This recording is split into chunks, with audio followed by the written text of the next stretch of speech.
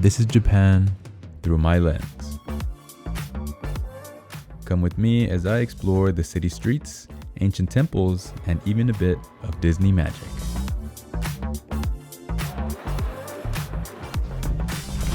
Oh my goodness, this is so crazy.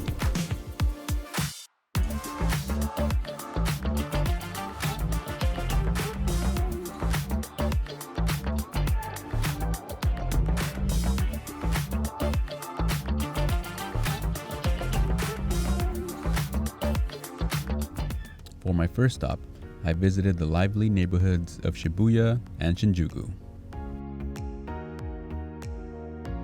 One of my first impressions of Japan is how polite and respectful everyone is. I don't think I've ever felt safer as a solo traveler. One thing that really stuck out to me is how clean Japan is. And that just speaks to the respect, discipline, and unity of the culture. The attention to detail is unbelievable. And of course, I had to check out the infamous Scramble Crossing. Watching thousands of people cross at the same time is mesmerizing.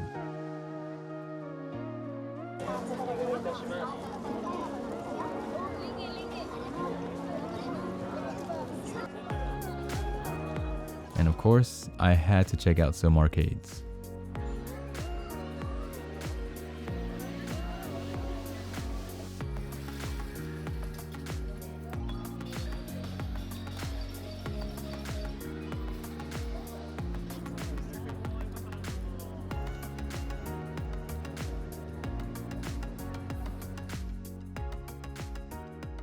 From the neon chaos of Shibuya, I headed to one of Tokyo's most iconic landmarks, the Tokyo Tower.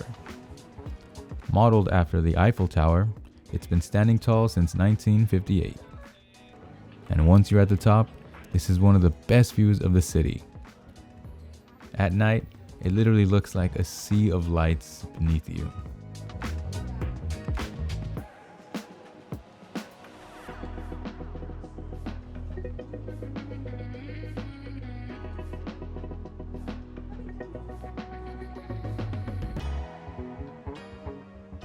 Next up was the Tokyo Dome, also known as the Big Egg.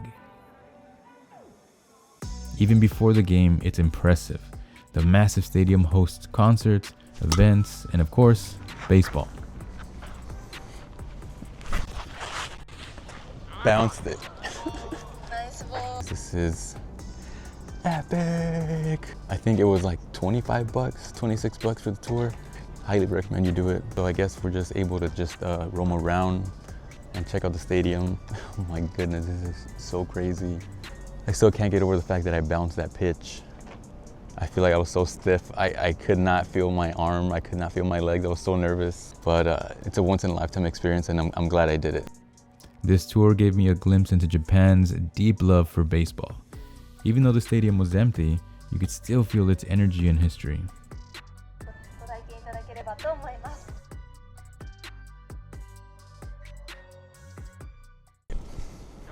All right, here we go. One more time for Otani-san. Of course I couldn't leave without redeeming myself. Let's go. After the tour, it was time for the main event, a baseball game at the Tokyo Dome, which honestly feels more like a festival than it does a game, with all the coordinated chants, the trumpets, and the non-stop cheering.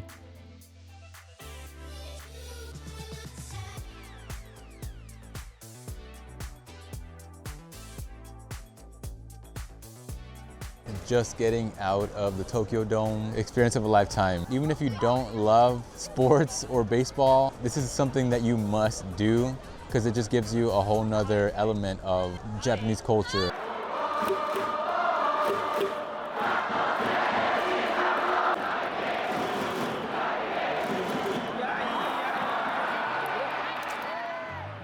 Next up, I hopped on the bullet train.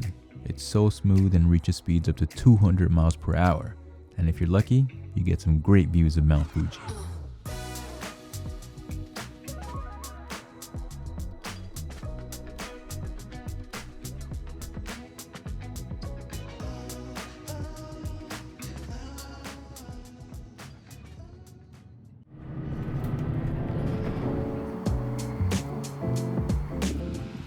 I am currently on a mini hike. It's been an adventure getting here. I was supposed to hike the trail yesterday, but it rained all day. So I came here today on my travel day when I'm leaving to do an abbreviated hike, which I gotta say it's been worth it, even just to walk around this little village. It's so quiet, it's so peaceful. It's so quiet that even my footsteps feel loud, if you can believe that.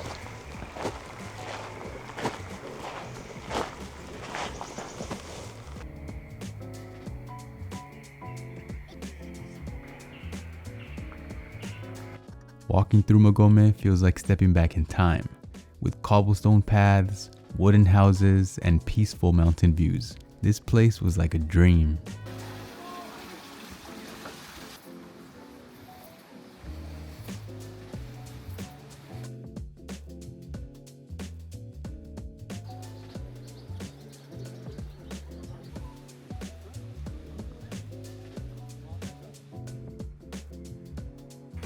And now it's back to Tokyo.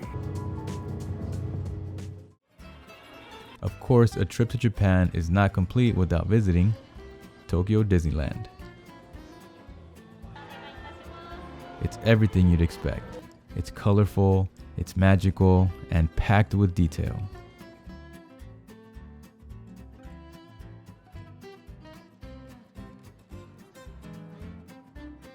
One of the things that stood out to me was the Beauty and the Beast castle. It's different from the classic Cinderella castle you see at other Disney parks, and stepping inside the ride was totally worth the wait.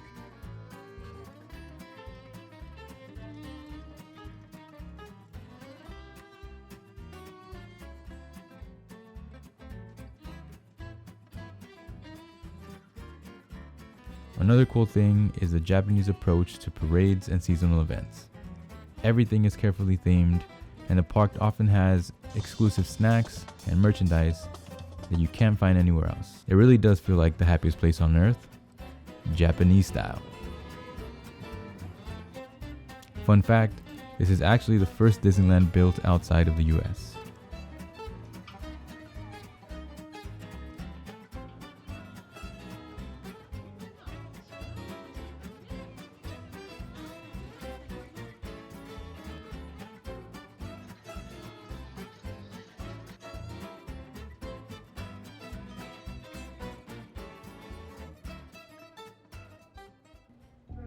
Next up, I visited Asakusa and the famous Senso-ji Temple, Tokyo's oldest and most iconic Buddhist temple. When you first arrive, you're greeted by the Thunder Gate, with its massive red lantern that instantly grabs your attention. As you pass through, you walk along a lively street filled with shops and food stalls.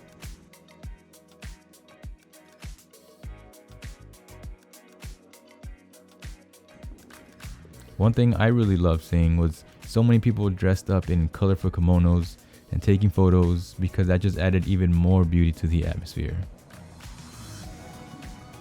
This place draws huge crowds, and it's easy to see why.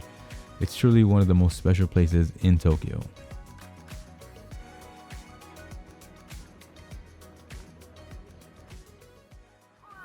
After the crowds of Asakusa, I took some time to relax at Yoyogi Park, one of Tokyo's largest and most popular green spaces. It's a great place to escape the city for a while, with wide open fields, peaceful paths, and people enjoying picnics, jogging, or just hanging out.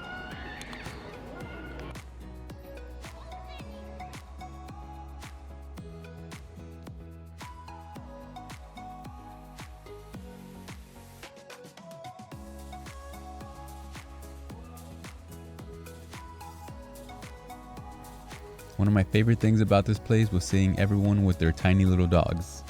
It was so funny and so cool. And I mean, who doesn't like dogs?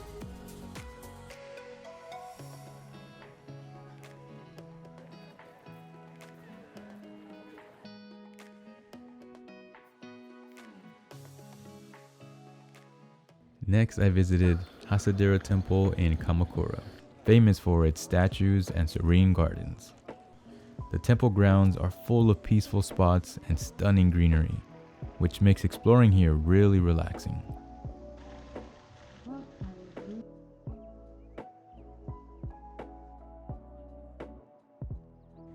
One of the most interesting things I noticed were the 100 of tiny Jizo statues all lined up, which are these little bald monk figures that are said to be protectors of children and travelers.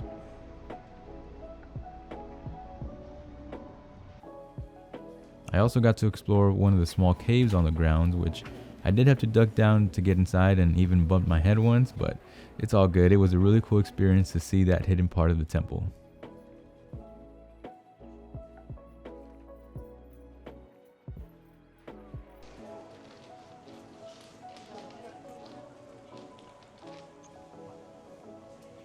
From here, the view of the ocean looked amazing, so I made my way towards the beach, and now that my trip was ending, this was a perfect place to sit back and reflect.